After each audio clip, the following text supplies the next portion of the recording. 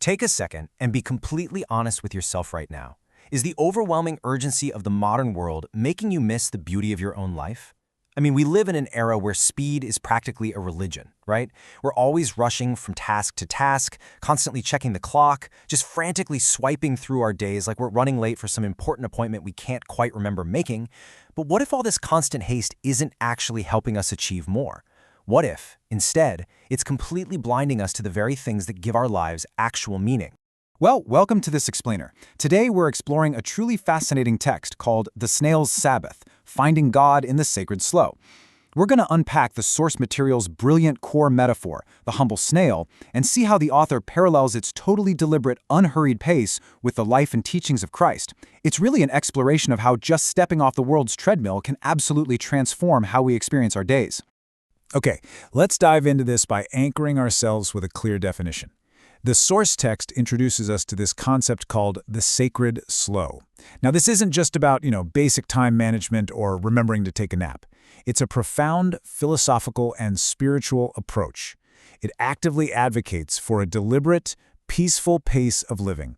And the absolutely key part here is that it stands in direct opposition to the world's urgency. The text suggests that peace isn't found by finally catching up to the world's crazy speed, but by actively refusing to run the race at all. So, that brings us to Section 1, the snail's philosophy, slowing down to see more clearly. The author draws a totally razor-sharp contrast here. On one side, you have the world's urgency, where haste actually makes things invisible. Think about it. When you're driving down a highway at 80 miles an hour, everything outside your window is literally just a blur.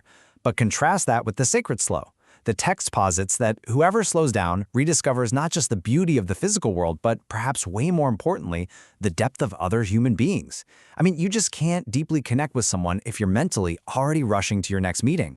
The text actually grounds this whole philosophy in the biblical narrative, specifically looking at how Christ lived.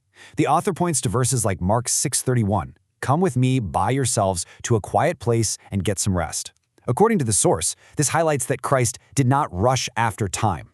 The narrative describes him walking slowly along the dusty roads of Samaria and Galilee, actively seeking out slowness. He prioritized looking into people's faces, stopping to listen, and genuinely encountering them, rather than just brushing past them to get to the next town.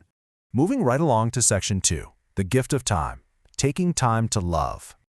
We've all probably heard this super famous verse from 1 Corinthians. Love is patient, love is kind. But the source material uses this verse to make a really specific philosophical argument. Because here's the thing, true love simply cannot endure haste. After all, patience requires a reservoir of time, right? The text argues that if you're entirely consumed by urgency and total efficiency, your actual capacity to be truly loving is fundamentally compromised. And this is a real game changer. The author's next major takeaway is this: to slow down is to offer another person the absolute rarest of treasures, time. The source points out how Jesus purposely walked at the pace of the wounded, the poor, and the sick. He didn't walk at the pace of the powerful or the highly efficient. He moved at a speed that allowed him to stop for a single person just sitting by the roadside. By matching the pace of those who were struggling, he was offering them dignity and love through the very simple gift of unhurried time.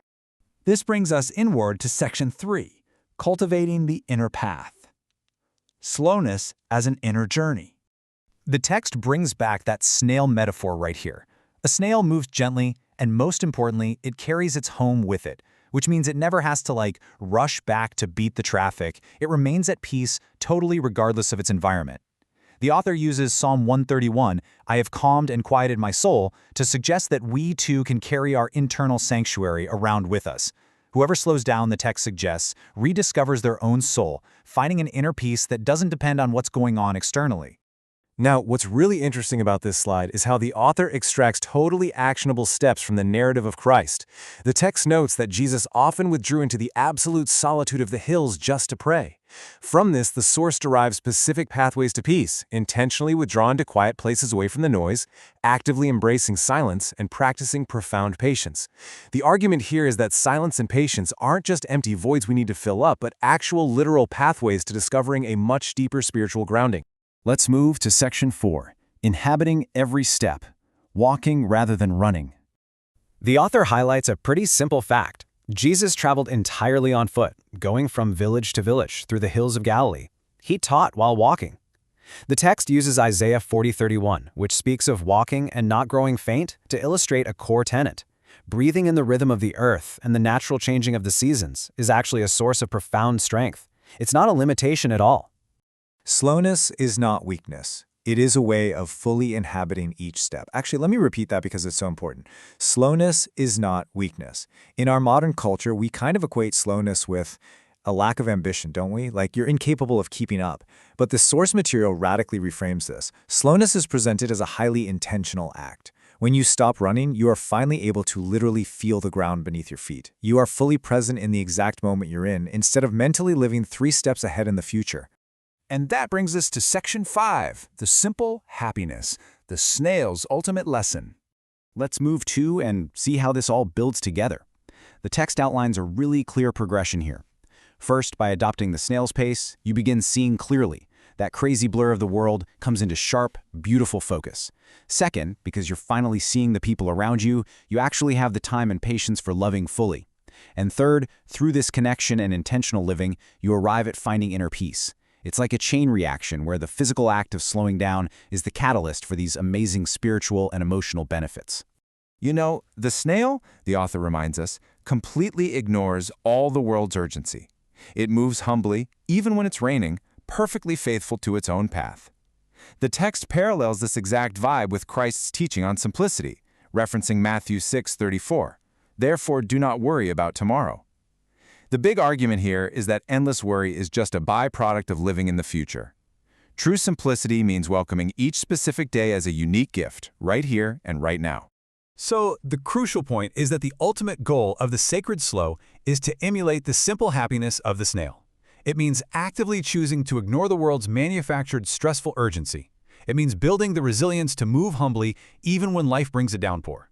It means welcoming each day as a deliberate gift and ultimately making the conscious trade-off to exchange a life of constant agitation for a life of profound, unshakable peace. As we wrap up this explainer of the snail's Sabbath, I want to leave you with one final thought. Are you ready to trade the world's exhausting urgency for the simple, deliberate peace of the snail? The source material makes a really compelling case that the absolute richest, most beautiful parts of life, deep connection, true love, and profound inner peace, well, they just can't be caught by running faster. They can only be found when we finally decide to slow down. Thank you so much for joining me on this journey through the text today. Take a deep breath, step away from the rush, and I hope you find some space for your own sacred slow.